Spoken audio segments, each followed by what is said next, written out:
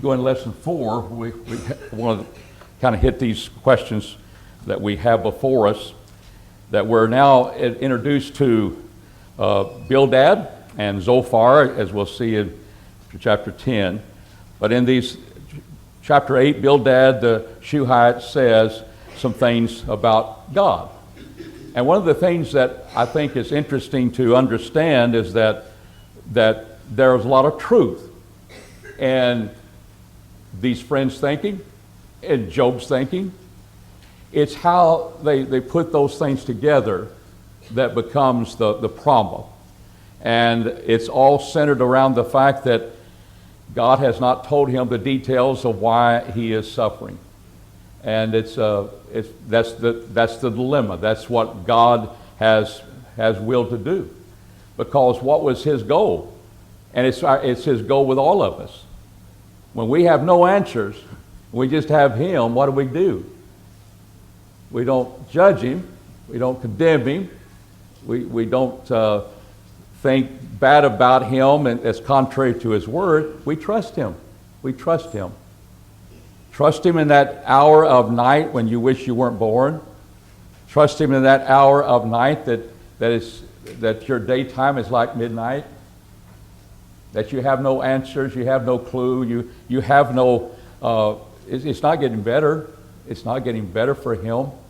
His pain is there, his suffering is real.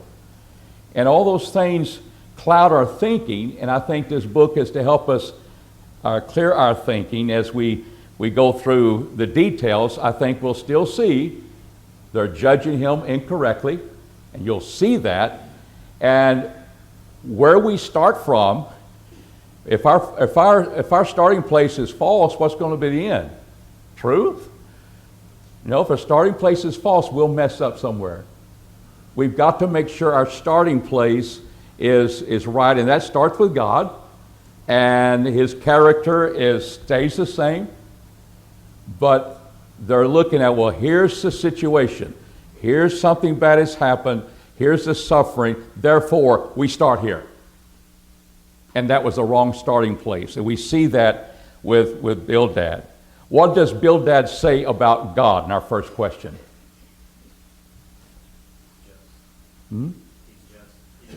That's right. He's just. He does not pervert justice. And so he speaks. Said, Job, your mouth's like a mighty wind. It's ferocious. How long wilt thou speak these things? How long will the words of thy mouth be as a mighty wind? It's going to pass by. It has no substance to it. And as Paul says, does God pervert justice? Is he not righteous? So justice would mean you do what's right. Does the Almighty, he has all power, does he pervert righteousness? And the question is, what? I mean, the answer is what? No, he doesn't. And so, Bildad, there's your starting place. There's your starting place. Well, we can start there, but that's not the starting place with the situation with Job. We can start with God. He doesn't pervert justice. Is that something that Job understands? I think he understands that. That's why he feels the pain. He's thinking in terms like that, but what does he know within himself? I'm righteous. And that's not being pious. What did God say about him in the first chapter? There's nobody greater. If you consider my servant Job, notice God is putting Job out there to be tested. If you consider my servant Job, he's righteous. And so Job knows that's not true. And does he give up on that? Does he give up on God? And he can't do either. He's just in a dark place, and he's having to hear these false premises, but there's a lot of truth upon them. So how does Bildad account for the tragedy that befell his children? Where we see, does he bring the children involved, David? Well, once again, just like Job's other so-called authors, they make an assumption, false as it turns out. He assumes God is casting them away for their transgression, like, in other words,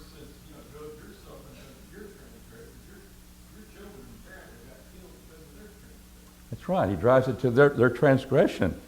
If thou children have sinned against him, and he hath delivered them into the hand of whose transgression? I say, their transgression. And God's delivered them. You sow sin, you're going to reap corruption. You're going to reap the consequences of that. And Job was a father who cared so much for his children, he'd offer sacrifices in case they have sinned against God on their feast days and so forth.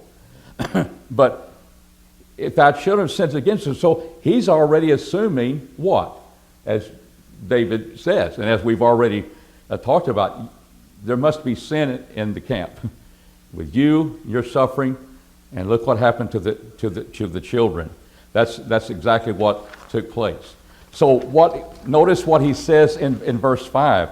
If thou wouldest seek diligently unto God and make thy supplication to the Almighty. Oh, Job, I just wish you'd give it up and just admit what we all know, that the reason God is causing you to suffer so much is your what?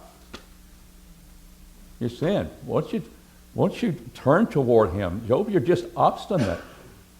You were just really like a wind blowing out there. How do you say the things that's happening?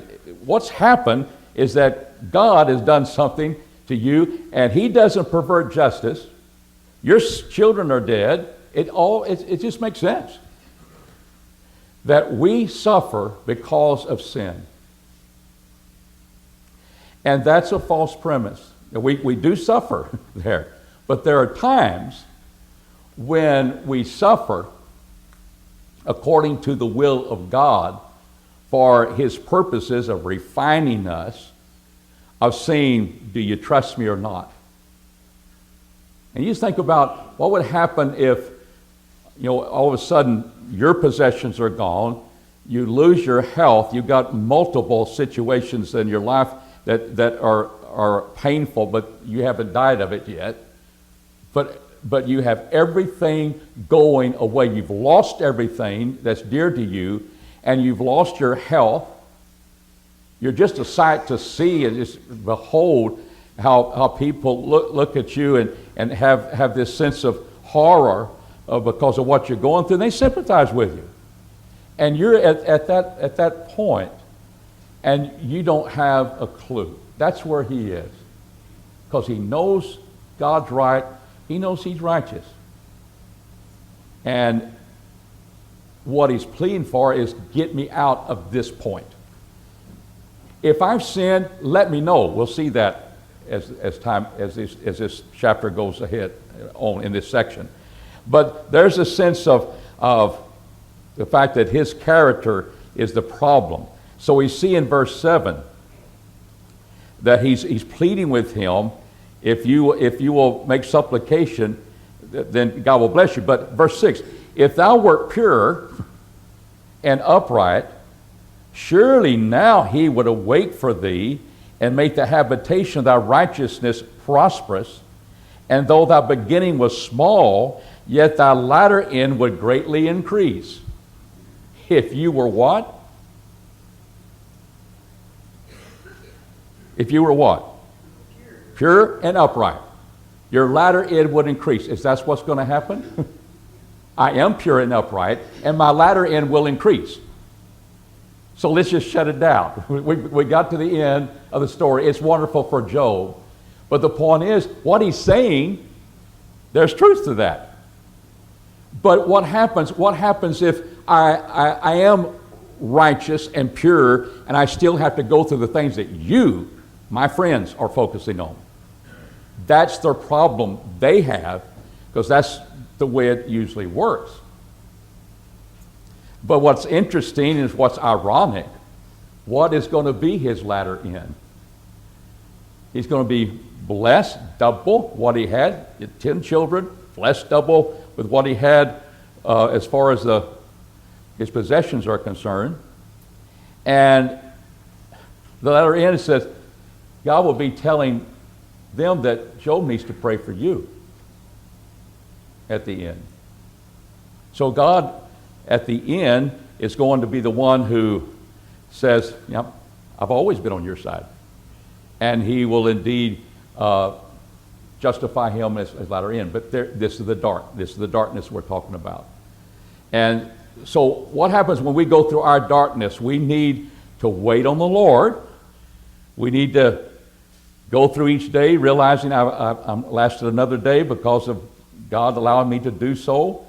And I hope that we will not retrace the steps of Job because we've learned from it, but that we will still be looking for the lessons and deepen our faith in God, because I know that's where it ends. That's where God wants us to be, and it will be stronger in the end. But that is just kind of ironic what he says about him and his character, and yet you need to turn. God will bless you. And do you see the premise that the prosperity gospel that's preached today? If you are serving God, what will God do for you? He'll give you 3 airplanes, preacher. He'll give you, because you're doing right. Well, he blesses Abraham, and Abraham did right. But does that mean that because he blesses people, the sun rises on the just and the unjust? That means they're doing right because of what they're preaching, what they're saying? No. We got to discern better than that. And Job helps us do that. But that's causes the drama and the dilemma that everybody's having. And we're looking at it, we got all the answers. But what do we have when it happens to us in real time? That's where we have to rely upon what we're dealing with here. What does Bildad appeal to in proving his case against Job? Question number 4.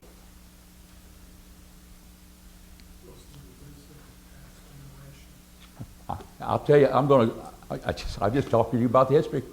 It's the way it's unfolded all the time. And that's why I inquire, I pray thee in the former age. You know, we're just passing through. Job, don't you realize that? Yeah, Job will say over and over again how short his life is. He just wished God would leave him alone now and let him die. Apply thyself to that which our fathers have searched out. For we are but of yesterday and nothing, because our days our days upon earth are a shadow. Shall not they teach thee and tell thee and utter words out of their heart? So we need to listen to history. We're here for a short time, but history helps us because there's people that lived and they live longer than we are, and this is what we can learn from them. And there's the appeal to that.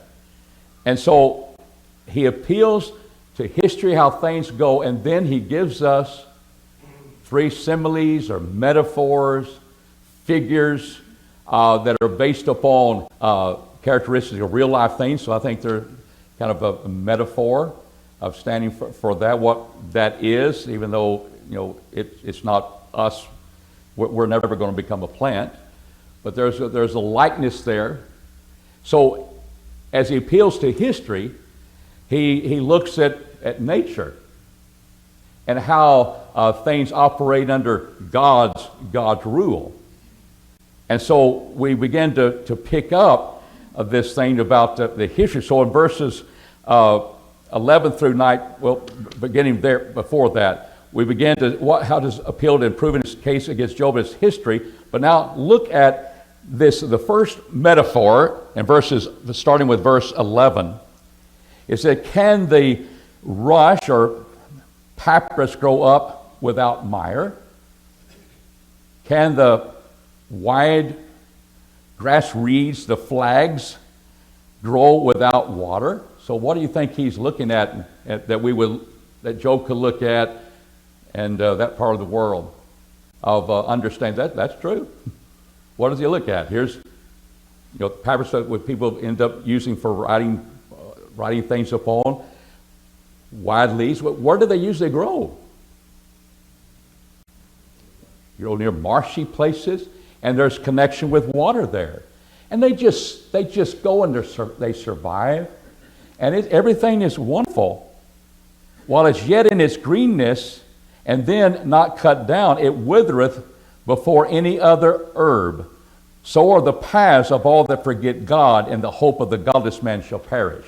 So we look good, we're waving in the breeze, and we got plenty of water.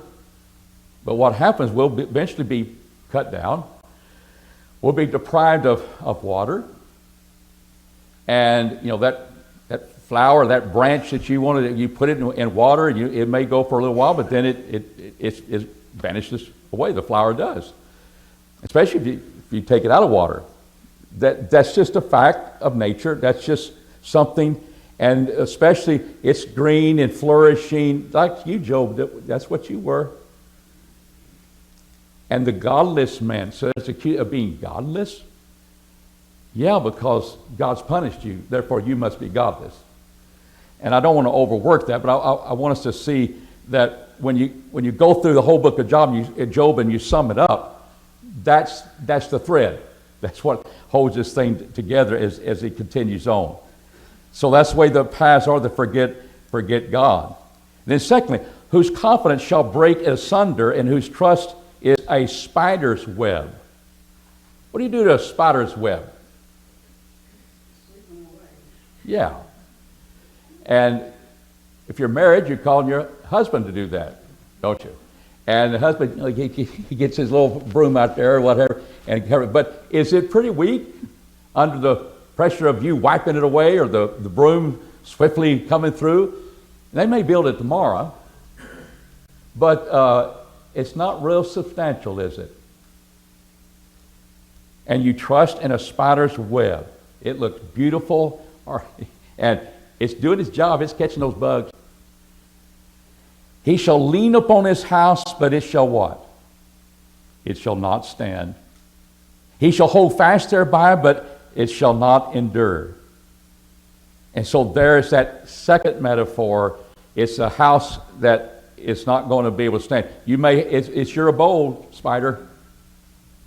And you can sit back and say, well, it's doing its thing. I think I'll go harvest what I've caught in my web. But it's not going standard. It can be wiped away real quickly. And Job, that's apparently what's happened to you.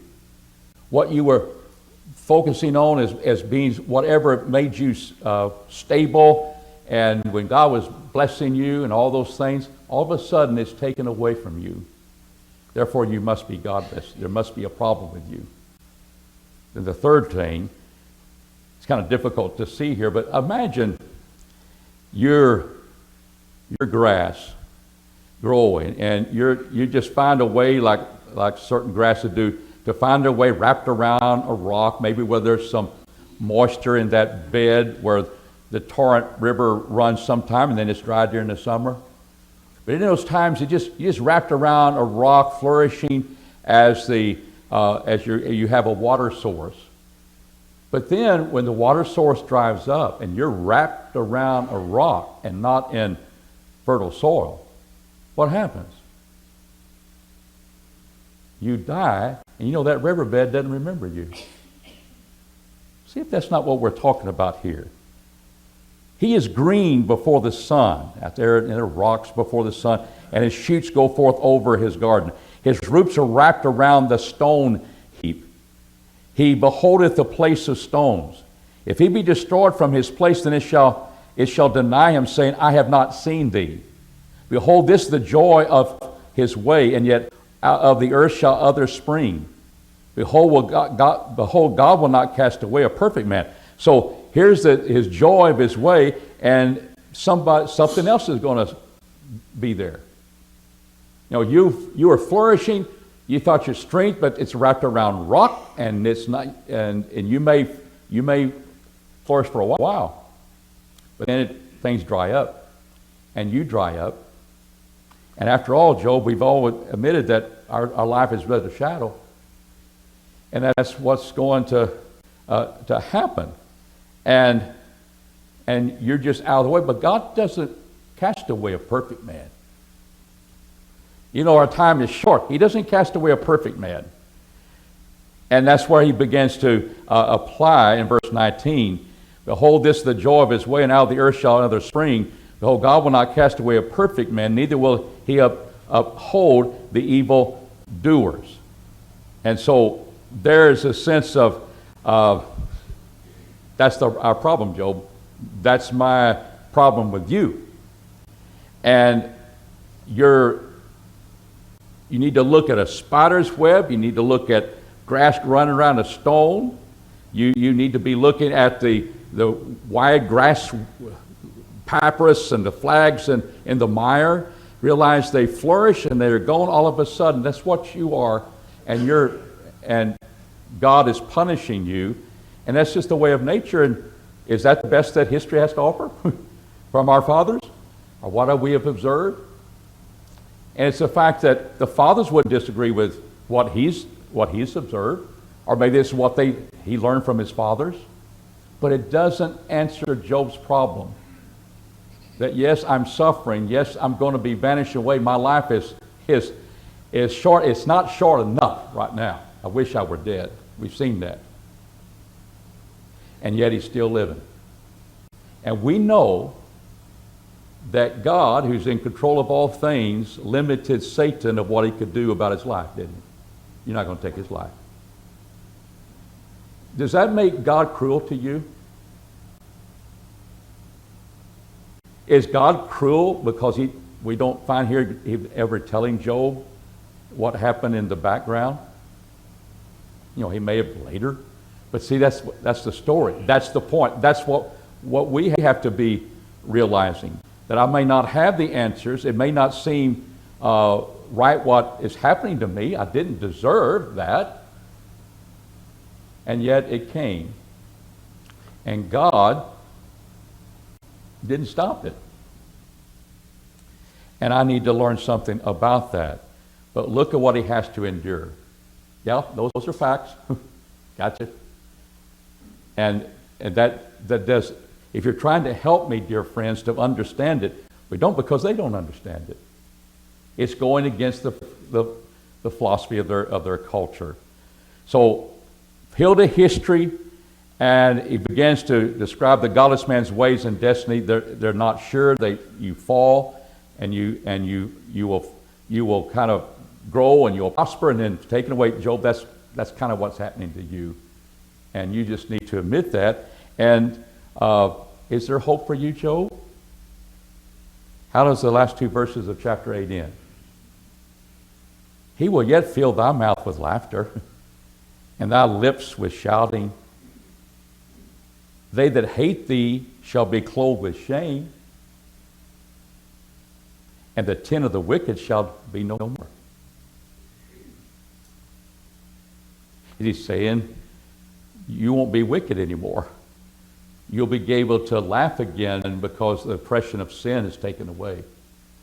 Just admit that you're a sinner, Job, and that this is a punishment for your sin.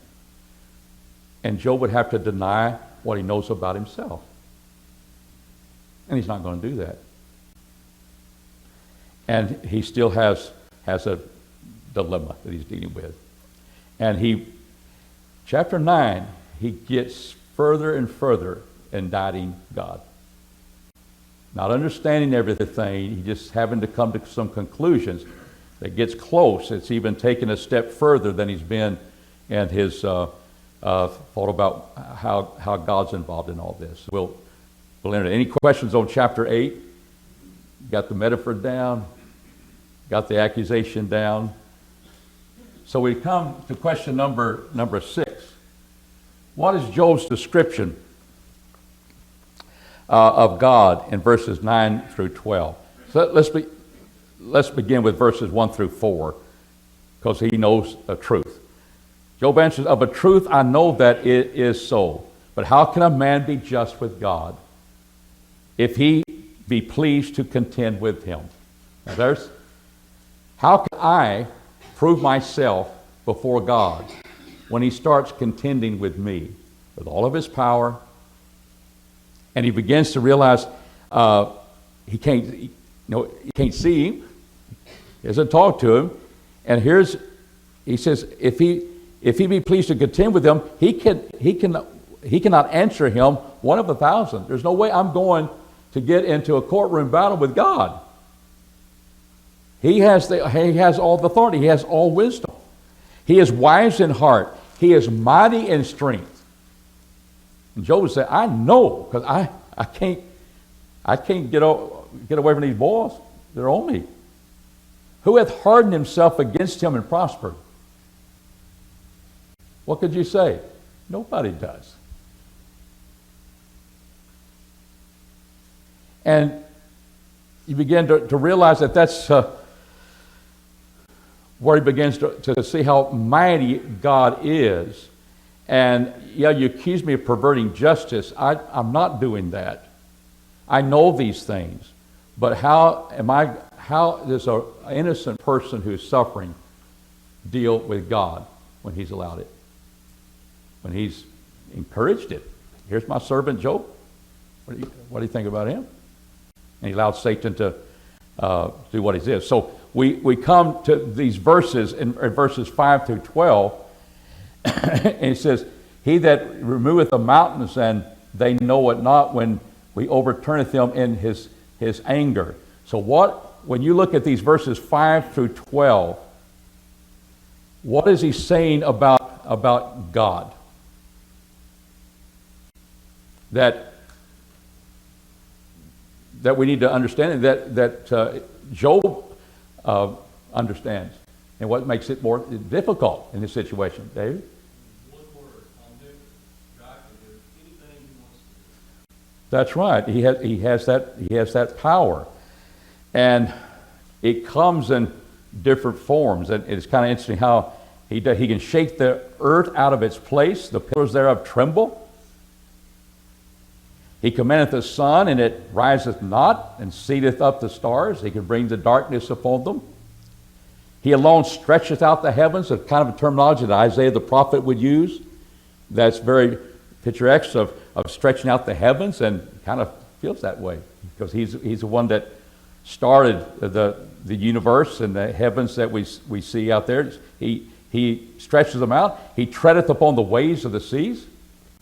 What does that mean? He's control of the water. He's control of the floods. He's control of the things that the water does and all of its damage it can do. He's in control of that all. He treadeth upon the waves of the sea. He hasn't let it on to its own thing. He's treading upon it like a surfer. Let's go. I'm bringing it in. He doesn't back off from understanding that. Of course, I think he's stating the truth about God. But this is Job speaking. That maketh thee bear Orion and the Pleiades. There's the constellation of the stars. He names every one of them. And even the one in the chambers of the south may be another celestial body of stars, having a shape, but they're in the south. But he makes those shine. Verse 10, he doth great things past finding out. Yea, marvelous things without number. Can't number them of the things that we don't even see as occurring, that maybe we haven't discovered yet in our scientific world. Lo, he goeth by me, and I see him not. He passeth on also, and I perceive him not. Behold, he seizeth the prey. Who feels like he's the prey? He's got me. Who can hinder him? And who will say to him, what doest thou? What are you doing? Now, isn't it interesting that God will take Job to this same line of thinking? He's in control of things. He stretcheth out to heaven. Where were you, Job? And I laid the foundations of the world. So it's saying, it's not that Job doesn't understand that the heavens declare the glory of God. And he understands it, but he's reasoning from that, then I don't have a chance before God when he wants to contend with me. I'm like prey. But what God wants, where were you in all your wisdom when I formed all of this? Oh, I wasn't there. Yeah. I did that. So you may see the result that I had. You may see how that earthquakes and floods and things of this sort come, and you realize that I'm behind it all. But you weren't there when I designed it. And yeah, we both agree on my omnipotence. But you need to understand, I have a wisdom that you haven't latched hold of yet. I'm wise. I'm powerful. Satan's not going to take your life. But it's time to refine you. You are a righteous servant. I will not put on you that which you cannot bear. But that doesn't mean the test is on. This is the test. And what Job needs to understand, I've got some wisdom you haven't latched hold of yet. And where were you when I provided this universe? I have all power, but it was from the wisdom that I have that makes it a habitable earth. And just a side note, this is an area where you can go and learn, and when people are saying there is no God and that science is, the Bible is contradictory to science and all those things, more and more we learn about things that we did not know before, things that are without number that we had not realized that He does. And what they do, they set forth the fact that indeed there must be, we can start with intelligence. You know, those arguments are becoming more, are getting stronger and stronger.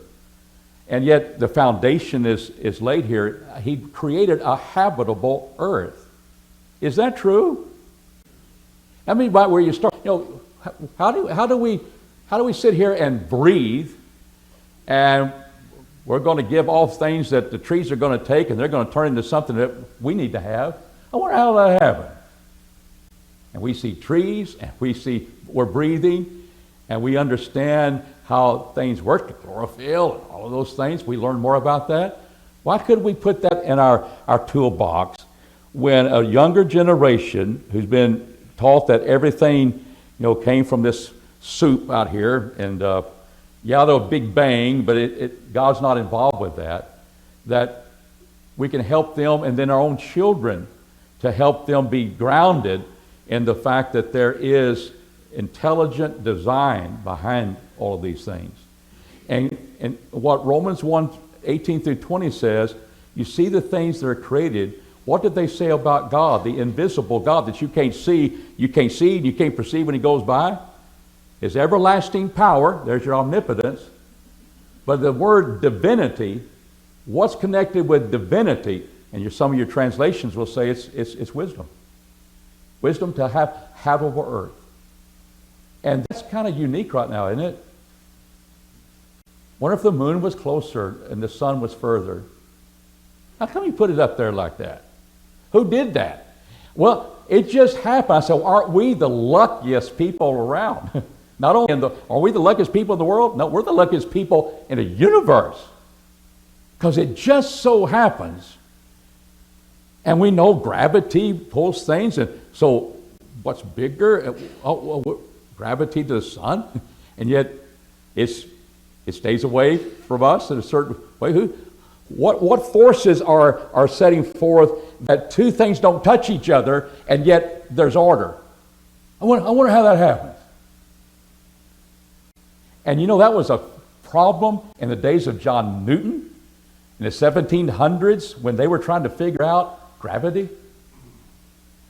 And they were thinking that Newton said what was invisible was that there were whirlwinds out there that you couldn't see that touched the bodies, and that's what kept them away from each other. That was scientific thought that day. Newton said no.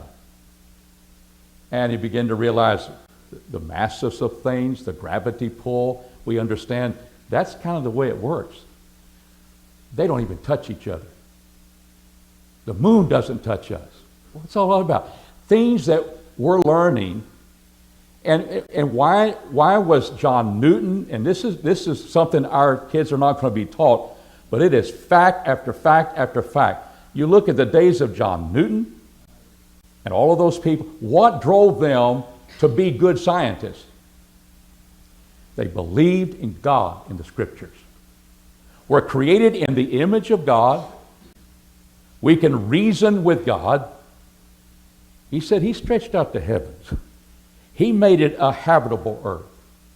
I wonder if the invisible God and things could be there. So it encouraged them to examine things different than what so-called scientists were around them. And then it stopped in the 19th century. It's just stopped because we got Darwin. We got people taking people away, but it didn't change the facts. And what inspires people in history has done this.